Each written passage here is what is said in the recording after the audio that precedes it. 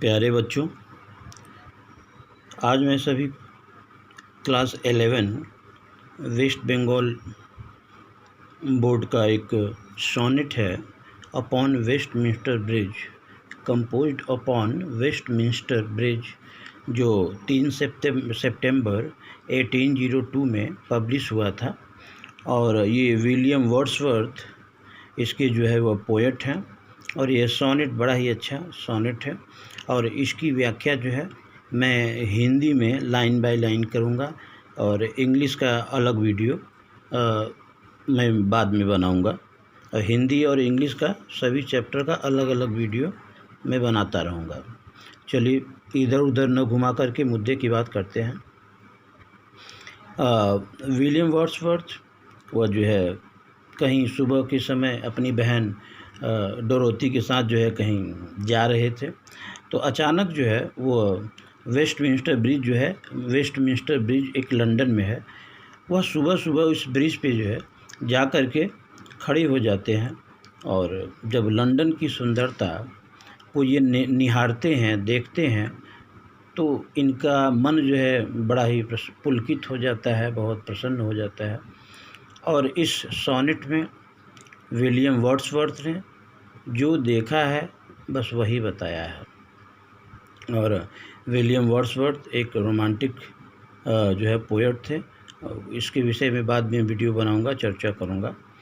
तो पोएट क्या बोलता है, अर्थ हैज़ नॉट एनीथिंग, माने पृथ्वी के पास कुछ भी नहीं है, टू शो दिखाने के लिए, मोर माने ज़्यादा, फेयर माने सुंदर।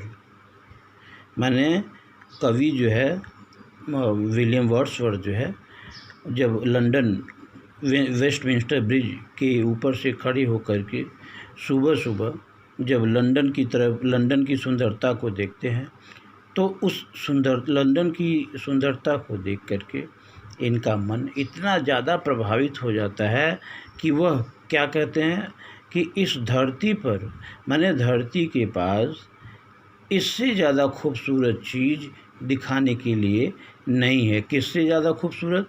यहाँ पे लंदन सिटी की खूबसूरती की चर्चा हो रही है। आशा है समझ में आएगा। डल का मतलब होता है कि मंद। Dull would he be of soul, माने वह आत्मा से मरा हुआ होगा, आत्मा से कमज़ोर होगा, आत्मा से मंद होगा। मतलब the person having no sense of beauty. कहने का मतलब ये कि dull would he be of soul, माने ऐसा व्यक्ति आत्मा से मरा हुआ होगा, कमज़ोर होगा, मंद होगा। हु कुड पास बाई माने गुजरना, जो इस ब्रिज से गुजरे, अर्थात वेस्टमिंस्टर ब्रिज से गुजरे और लंदन की सुंदरता को न देखे, वह क्या है? वह समझो कि उसकी आत्मा जो है, सोल जो है, वह डल है। और साइट माने दृश्य, लंदन के दृश्य को कहा गया है। सो टचिंग, कैसा था? बहुत ही टचिंग था, हार्ट टचिंग था। इन इट्स मजेस्टी मतलब होता है शानदार। तो दोनों का मतलब मिला करके थोड़ा सा हम लोग समझने का प्रयास करेंगे कि कवि बोलता है कि ऐसा व्यक्ति जो लंदन वेस्टमिंस्टर ब्रिज से गुजरे और लंदन की खूबसूरती को न देखे, तो वह, उसकी आत्मा जो है वह मंद होगी। क्योंकि देखो, खूबसूरती की प्रशंसा जो है होनी चाहिए, इसीलिए किसी ने कहा है कि ब्यूटी मस्ट बी एप्रिसिएटेड। आगे, दिस सिटी माने लंदन सिटी, नाउ दथ माने डज होता है, इसका ये पुराना फॉर्म है, अभी डू डज होता है। लाइक अ गारमेंट वियर माने पहनना। माने कवि को ऐसा लगता है, माने लंदन सिटी की सुंदरता को देख कर के कवि को ऐसा लगता है कि मानो लंदन सिटी ने सुबह रूपी, माने यहाँ सुबह की तुलना एक कपड़े से की गई है, ठीक है, माने सुबह रूपी कपड़े को उसने पहन रखा है। क्योंकि कपड़े पहनने से भी आदमी का शरीर थोड़ा बहुत खूबसूरत दिखने लगता है। This city now doth like a garment wear, माने ऐसा लगता हो कि उसने जो है सुबह रूपी कपड़ा पहन लिया हो। The beauty of the morning, ठीक है ना, माने सुबह की सुंदरता जो है एक कपड़े के रूप में, माने सिमिली प्रयोग किया गया है, एक कपड़े के रूप में जो है पोएट ने लिया है कि मानो लंदन सिटी ने ब्यूटी ऑफ द मॉर्निंग इसको एक कपड़ा मान लो, और वही कपड़ा जो है लंदन सिटी ने पहन रखा है ताकि इसीलिए जो है बहुत खूबसूरत दिख रहा है। अब लंदन सिटी की क्या खासियत है? साइलेंट, सुबह सुबह वैसे भी चारों माने वातावरण जो है बहुत ही साइलेंट रहता है। साइलेंट और बेयर मतलब वातावरण की शांति को कहा गया है। वेयर मतलब यहाँ पे नंगा होता है, लेकिन विजिबल आप मान लीजिए। सब कुछ जो है सुबह माने लंदन सिटी की सुंदरता बड़ी अजीब थी।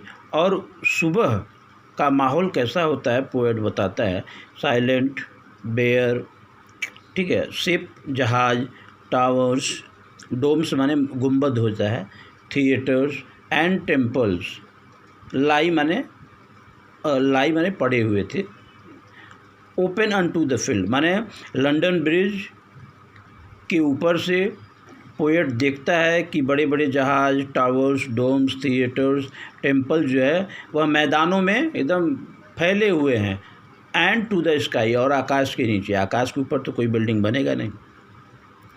तो यहाँ से लेकर के यहाँ तक मतलब यही है कि लंदन की खूबसूरती की प्रशंसा करते हुए कवि कहता है कि जितने भी माने सुबह का आनंद लिया, सुबह के आनंद में शांति पाई जाती है और सब कुछ विजिबल होता है। बेयर माने नंगा, यही विजिबिलिटी से लिया गया है। चाहे शिप हों, चाहे टावर्स हों, चाहे डोम्स हों, थिएटर्स हों, चाहे टेम्पल्स हों, सब जो है मैदानों में साफ साफ दिख रहे थे और आकाश के नीचे थे। All bright and glittering in the smokeless air. Smokeless air means air having no smoke, माने धुआं रहित हवा। माने सभी जो है ना, चूँकि सुबह के समय जो है वायुमंडल थोड़ा सा साफ़ रहता है, और लंदन सिटी तो भाई समझ रहे हो कि बड़े बड़े मिल, बड़े बड़े कारखाने, बड़े बड़े इंडस्ट्री हैं, तो धुआं वगैरह सुबह जो है वह नहीं निकलता है, इसलिए एयर जो है वह स्मोकलेस, उसमें धुआं नहीं है। और जब धुआं नहीं है, धुंध नहीं है, सूरज की रोशनी के कारण जो है ये सब जो है, ये सब क्या हैं, ये सब चमक रहे थे, ठीक है। ग्लिटरिंग माने चमकना। Never did sun more beautifully steep माने पढ़ना। माने यहाँ पे कवि बोलता है कि माने लंदन सिटी की सुंदरता को देखकर के कवि बोलता है कि मानो सूरज ने, नेवर डिड सन, सूरज ने कभी नहीं किया, मोर ब्यूटीफुली स्टिप माने देखो दोनों को मिला के पढ़ेंगे तो और क्लियर हो जाएगा, वैसे मैं बता रहा हूँ। In his first Splendor, first Splendor माने जब सुबह का पहला प्रकाश जब पड़ता है। कहने का मतलब ये है कि कवि बोलता है कि कवि लंदन की सुंदरता को देख कर के इतना प्रभावित हो जाता है कि उसे ऐसा लगता है कि मानो सूरज ने पहले जो है ऐसा दृश्य क्यों नहीं दिखाया। वैली, घाटियाँ, रॉक, पत्थर, हिल, पर्वत, पहाड़ियाँ। नेवर सॉ आई माने नेवर सॉ आई मतलब मैंने नहीं देखा। आई यहाँ पोएट के लिए कहा गया है, मतलब उस सूरज की रोशनी में वैली, रॉक, हिल ये सब चमक रहे थे। कहने का मतलब ये है कि सुबह सुबह जो है जो अगर दृश्य देखा जाए वायुमंडल का या अपने शहर का या गांव का, तो बड़ा ही खुशनुमा होता है, बड़ा ही दिल को सुकून देने वाला होता है। नेवर फेल्ट कभी महसूस नहीं किया। पोएट बोलता है क्या भैया, अ काम सो डीप, काम मतलब शांति, सो डीप माने गहरा। माने इस दृश्य को देख करके, सुबह वाले दृश्य को देख करके कवि को जो है एकदम असीम शांति की प्राप्ति होती है। The river glideth the old form of glide होता है, ग्लाइड माने बहना।